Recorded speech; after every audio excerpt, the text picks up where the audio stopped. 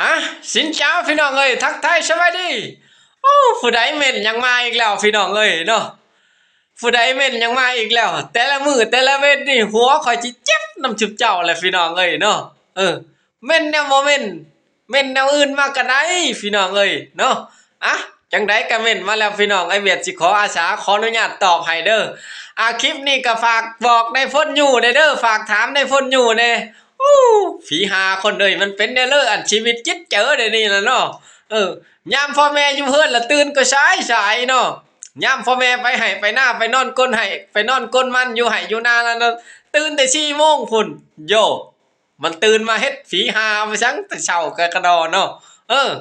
ตื่นมานึ่งข้าวบ่หรือว่าตื่นมาเฮ็ดหยังมันเป็นได้เลยอันชีวิตจิตเจอเดี๋ยวนี้ล่ะนะมันเป็นได้ได จะเฮ็ดให้หมู่มาเว้าเฮ็ดให้หมู่คอมเมนต์หลายเดี๋ยว